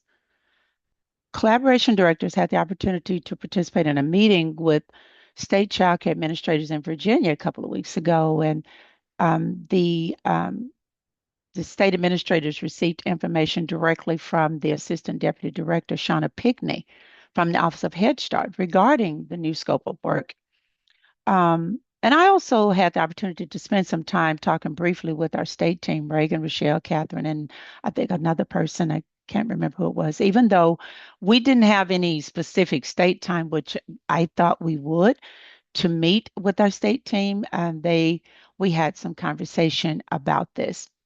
So the updated scope of work focuses on 3 key objectives now. A unified state governance. What that means is supporting a cross-sector approach for the governor's vision for early childhood education, strengthening state advisory councils to effectively advance the governor's ECI priorities as required under the Head Start Act. The second one is strong Head Start leadership, positioning the Head Start Collaboration Director as a central partner in statewide ECE leadership and decision-making structures. And the third one, statewide vision for early care and education. Ensuring Head Start is fully integrated into state priorities and ECE policies and funding decisions, fully embedding Head Start into state ECA systems, financing strategies, work supports, and supply building, and so on. The goal of the new objectives is when they're implemented, and it supports state priorities and fosters coordinated cross-system leadership to strengthen ECE systems. So the new Collab Office grant application is still open for public comment through August 11th, which is next Tuesday. The application draft states that given the cross-sector statewide focus of the Head Start Collaboration Office grants, it is recommended that the state's governor's office support development of the HSCO grant, the application package, which includes the State Advisory Council, which helps drives the state priorities and the governor's vision for early care and education. So it is my understanding, and I did share this with Reagan, I think I shared this with you, that OHS will communicate directly with state leadership to reassess or reaffirm the structure, leadership, and the placement of the collaboration grant. So that's basically an overview of what's happening with the collaboration grant, which is very, very new to us. And we received more information about this 2 weeks ago in Virginia when we had our National Collab Directors meeting before we met with the state administrators team. So a lot of us are still trying to wrap our head around it. And the next thing I want to quickly mention is relating to the Head Start program performance standards, the notice of proposed rules from the Administration of Children and Families. So the notice of proposed rules, or NPRM, was published May 12th, and the comment period ended on June 11th. So last week, we learned from the National Head Start Association that there are proposed changes to the standards that could have damaging effects on Head Start, meaning that the Head Start performance standards will not be what they are now. And as recently as August 3rd, which was Monday, PBS News shared an article titled Trump Administration Weighs Proposals to Gut Head Start Preschool Standards, Leaving States to Set the Rules for Head Start. And if you'd like, I can certainly send a link to this to Brooke, and she can share it with you. It's pretty lengthy and very, I don't know how to wrap my head around it, to be honest. And lastly, I just think that in order to do this, it takes all of us, and it's very new for me. It's new for you. It's new for us. Thankfully, I am a part of the Texas Early Learning Council. Some state advisory councils do not have the collaboration director involved. It's going to be a must now. State systems will have to include Head Start that don't currently include Head Start. It is the structure. It is the way we will move forward. It is the way our grant is prepared. And it will be necessary to have the council's involvement in preparing the grant. I will have to prepare a new 5-year grant. I am currently extended through February, through March for my current grant, which was slated to end on September 29th. We have an extension now. All Collab grants will be on the same grant cycle moving forward. And we will all have to write a new 5-year grant and engage with our state leaders to do so. And then I just want to, since I'm announcing, lastly, I just want to announce, since we're going to talk about events, since I'm here, that the Texas Head Start Association is hosting the inaugural Albert Black Head Start Leadership Institute, November 17th and 18th in Austin. Mr. Albert Black, it's named in his honor, was the former Texas Head Start Association board member and advisor, and he was the former president of the Region 6 Head Start Association. He passed away in August of 2024.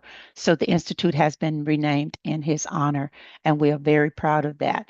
So that includes the information that I have to share today. And if there are any questions, I can entertain those that I can. And I know questions may be forming in your mind that I cannot answer. I am getting ready to participate in a meeting about the information that came out from PBS about removing the Head Start performance standards and totally at 1 o'clock. And then Mr. Beard had to jump off to participate in a meeting at 12 with the Office of Head Start. So that includes my updates. Thank you. Well, Firma, thank you. You guys have lots of rulemaking happening right now, so it sounds like a lot of it is not yet finalized. So we look forward to our continued discussions so we can all learn from you about how Head Start is evolving. Members, any other questions? All right. Thank you all, Firma. And now we have an update from Stephanie, Texans Care for Children. Yeah, I just wanted to share a little bit about some resources we developed around the governance task force that I thought might be useful to folks. Sorry, I'll get on video. The first thing, we've talked to a number of task force members, including the ones who are also on the Early Learning Council. And some of the questions that came up repeatedly from folks were the following 5. And what we did was we asked 3 national experts who've been paying attention to governance changes across the country to weigh in on these 5 questions, because Texans Care for Children, is not an expert on governance in other states, but there are a number of people who've written about it who are watching closely. And so here's the document, and I'll just mention what the 5 questions were. And let's see. So what had come up from task force members in particular were questions about the model we should be thinking about and how to think about governance changes. So for example, the questions were, for states that consolidated early childhood governance in an existing or new agency, what has success looked like? And what policy or leadership decisions have been critical in making the shift as effective and least disruptive to programs and families as possible? So that was the first question. The second question was, have any states improved governance without a full structural reorganization? What has success looked like in those states? How can states best sustain the benefits of governance reform as gubernatorial administrations or lead agency personnel change? So kind of a sustaining issue. Now, the fourth question was, pre-K, childcare, and Head Start in Texas each have different rules and standards to follow and different funding models. Have other states moved towards applying consistent standards across programs, and in turn expected and seen similar increases in child outcomes across settings as a result? What is realistic to expect? And the fifth question was, is there any other lesson in governance design or implementation that you want to share? So the 3 people we interviewed essentially were Cynthia Osborne, who, used to be at the LBJ school and has worked a lot on early childhood here in Texas. She's now in Nashville and oversees the Prenatal to 3 Policy Impact Center. And that center has written a number of things about governance and featured some state examples. So she's one who answered. Elliot Haspel from Capita, who writes frequently at the national level about childcare. And the third is Elliot Regenstein, who has worn many different hats in the early childhood field. He's written at least one book on early childhood governance. And we featured him on a webinar in the fall to help us think through, what kind of questions should the governance task force tackle? Like, what should governance try to address? Because obviously, structural changes at the state level are not going to fix, all ills or all challenges in early childhood. So I wanted to share that resource with you. And, some of the takeaways are states are experimenting. There are very different state models, and they've been organized for different reasons.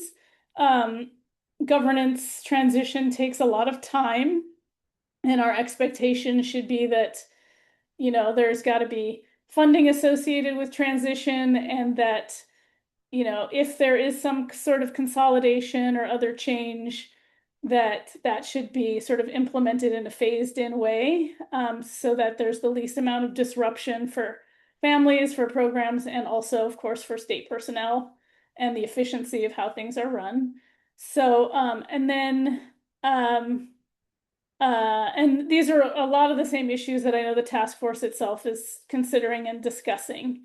So it'll be really interesting to see, where they land on recommendations, whether they're kind of about the vision for early childhood, the North Star, some suggestions, or whether they're very detailed about what programs should move where. So I don't think we can tell from the meetings yet where the task force is heading on that front. And then I did want to mention that HB 117, which directed the task force to do its work, asked the task force to make recommendations to the governor and legislature on policy and also budget.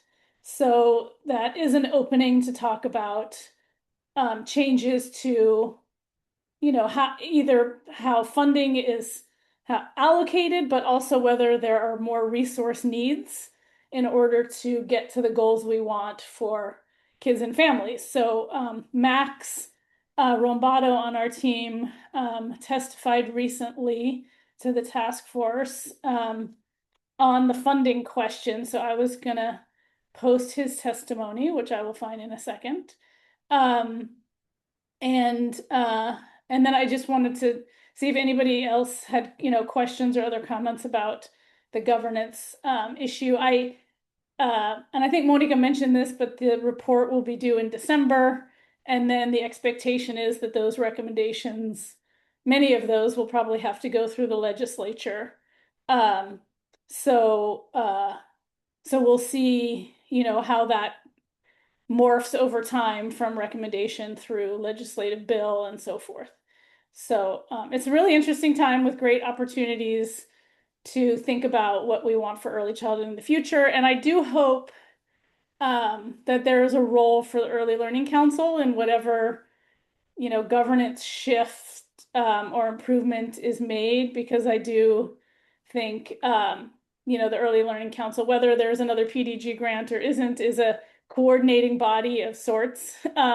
And we probably have the potential to dig into more issues fully in some ways. And so I hope there's that's something the task force is considering, is how the Early Learning Council would fit in the future to, whatever is whatever the reforms that are phased in look like over time.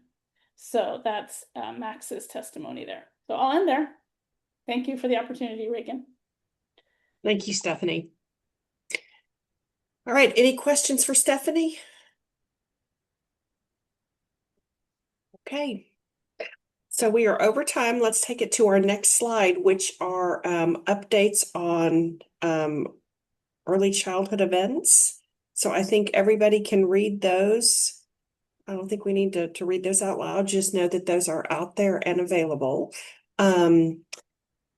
Our next, and I know Alferma already shared an additional event. If anybody else has anything to share, feel free to drop it in the chat. Our next council meeting is our final one of the year. It's going to be held October 16th. So all of you should have that on your calendars. And then we'll begin planning for our 2027 meetings very soon.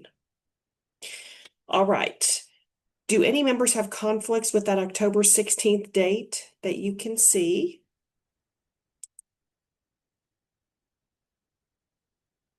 Fantastic. All right. Excuse me, Reagan, Yes.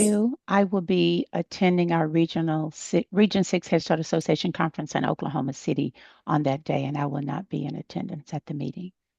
Okay. Thank you for letting us know. We'll have to try to determine if there are Head Start updates, how we might be able to get those from you, perhaps in writing rather than orally, because since there is so much happening with Head Start.